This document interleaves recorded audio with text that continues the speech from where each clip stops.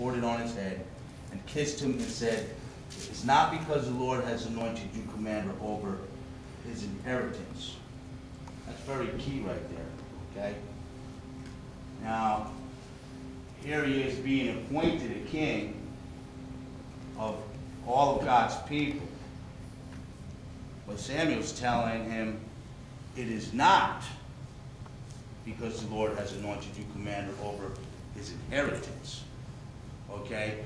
Which ultimately, in the end, which we'll get to, if you keep this in the back of your mind, is how Saul took ownership.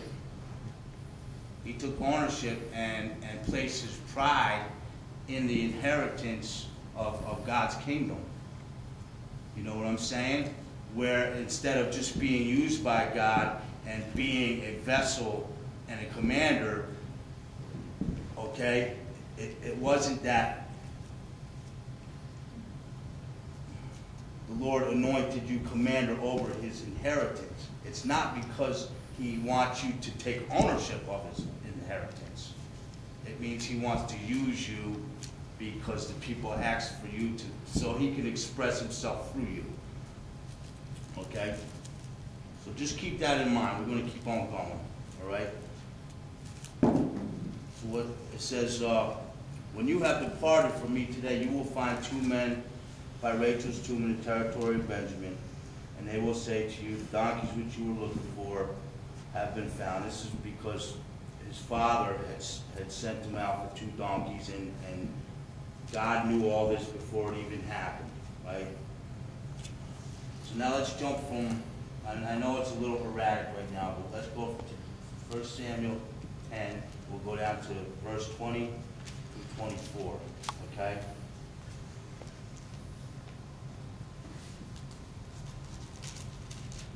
I'm just going to confirm that he is chosen and put in front of the people of Israel as king. It says, and when Samuel had caused all the tribes of Israel to come near. This is what I want you guys to do between now and 2 weeks from now when we meet again. All right, see, I'm going to jump through these chapters. We're going to start in chapter 9, and we'll probably end up in chapter 16 or 17. Actually, I would like you to read the whole rest of the book of 1 Samuel, okay, if you get the time, and I hope you do.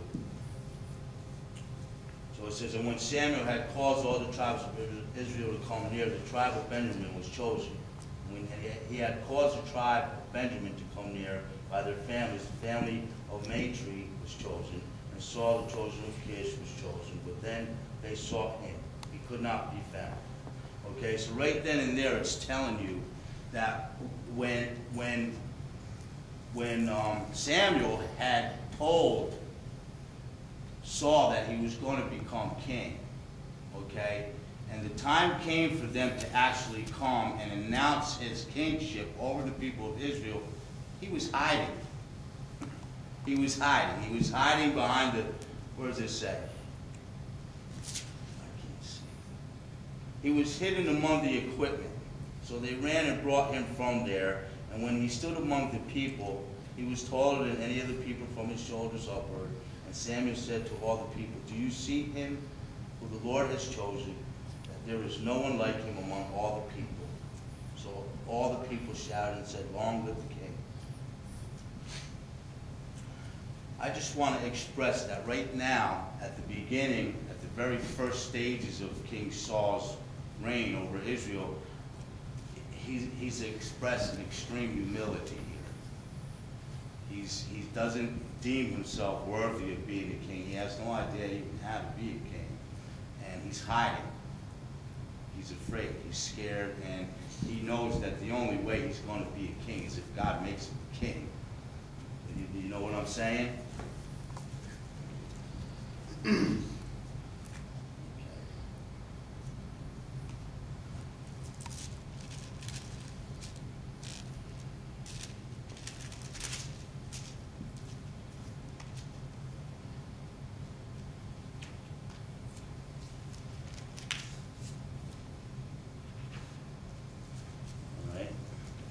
Everything is good for the first year.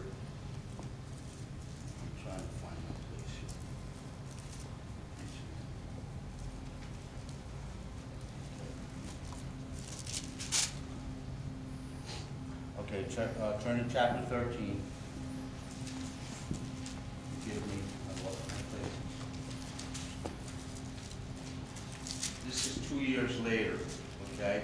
It says Saul reigns 1 year, and when he had reigned 2 years over Israel, Saul chooses for himself 3,000 men of Israel. 2,000 were with Saul and in the mountains of Bethel, and 1,000 were with Jonathan in Gibeah of Benjamin. The rest of the people were sent away, every man to his tent. Now Jonathan attacked garrison of the Philistines that was in Geba, I think you pronounce it, and the Philistines heard of it. Then Saul blew the trumpet throughout the land, saying, "Let the Hebrews hear." Okay, this is the first stage. I mean, it's only been 2 years. Okay, this is the first mention of where Saul starts to put his own plans in front of the plans of Jesus, or I mean of God, without consulting the prophets, or without praying to God, or he just takes, this is where his first initial steps are taking ownership of what God has placed under his supervision. Okay? So keep that in mind right now. It says that he said, "Let the Hebrews hear." Now all Israel heard it and said that Saul had attacked the garrison of Philistines, and that Israel had also become an abomination to the Philistines. And the people were called together to Saul at Gilgal. Then the Philistines gathered together to fight with Israel, 30,000 chariots and 6,000 horsemen, and people as the sand which is on the seashore in multitude. And they came up and encamped in Michmash to the east of Beth-aven. When the men of Israel saw that they were in danger, for the people were distressed, then the people hid in caves, in thickets, and rocks, and holes, and in pits. And some of the Hebrews crossed over the Jordan to the land of Gad and Gilead. As for Saul, he was still in Gilgal, and all the people followed him trembling. Then he waited 7 days according to the time set by Samuel. But Samuel did not come to Gilgal, and the people were scattered from him. So Saul said, "Bring a burnt offering and a peace offering here to me." And he offered the burnt offering.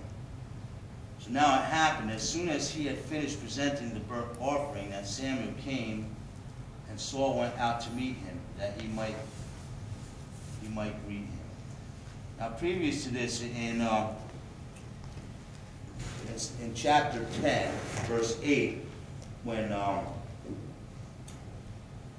Saul was appointed king, Samuel the prophet had told him about what was going to happen, and that they were going to come through this battle, and that he was supposed to go to Gilgal for 7 days and wait there for him to get there, so that him, being the holy chosen man of God, would be able to do the sacrificial ceremonies and give God the glory for taking it through the battle, and then receive further instruction from Samuel, because God had told Samuel what the next step was.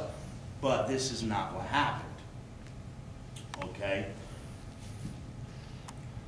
First, in the battle that Jonathan defeats, you know, with the 30,000 chariots and 6,000 horsemen, Jonathan was the man that actually defeated their adversary. And Saul, in his pride, takes ownership of that first. He says, "Let the Hebrews hear that I defeated the enemy." Okay? Secondly, instead of waiting for Samuel to come to Gilgal and wait for God's instruction through his holy prophet, wait for the holy prophet to do what he was ordained to do and what his job was to do, Saul took it upon himself now to brush all that aside